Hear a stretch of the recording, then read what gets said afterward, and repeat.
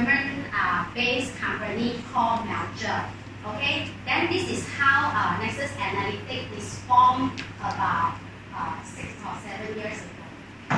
On the design with all the lab furniture, film code, then our sister company EMS actually provide this kind of service. So they are selling general laboratory equipment and also the laboratory setup. Okay.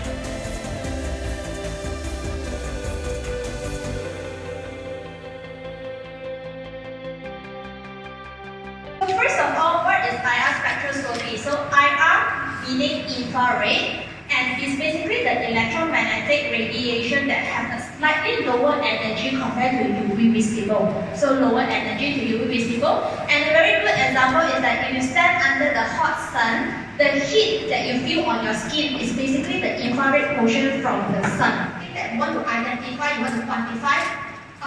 No choice transmission definitely will be the method. ATR you usually don't see everything. Okay?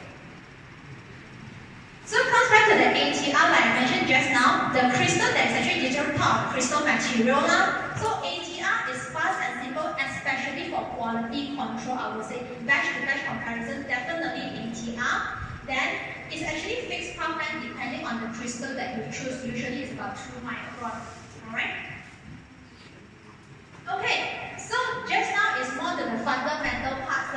And then the next part of this presentation is actually focusing more onto the application example. You actually doesn't need to do the pressure tolerance.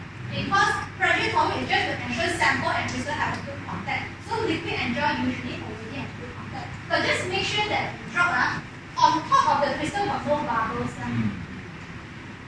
Alright, then we can start to measure our sample. Put your sample name. Okay. So let's start.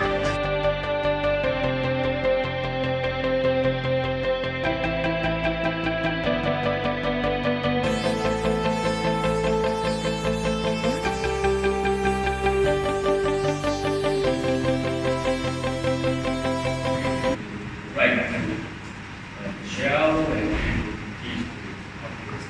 some of the material is not what. Okay. So today's session here is basically unveiling the secrets of material characterization, techniques for comprehensive analysis for understanding. So this morning we learned from Michelle, who is a very good in amorphous material, glass transition, and technical capacity. And if you have a mix of crystalline and amorphous, we call it semi-crystalline. Okay. These are combination of random and order structure, and what you see will be a combination of what you see in crystalline and glass transition, and the what you call the amorphous. Okay, so condition, we have what we call the material is glassy, it's hard. At the glass transition, the material goes from a brittle to a rubbery state, just like deformation. Okay? And then after that, it becomes rubbery. The important thing that I want to mention to you is that this glass transition is a temperature region. It is not a single temperature. Alright? And you can represent this glass transition, for instance, by -15, -10, or the glass transition is a region. So all you can see that this is our intraocular, and this one is actually an intraocular 70, which means that they can go down to -70 degrees. Okay? So how to on this, because they don't have any switch like you can on off the intraocular, they actually need to control by the technical grip.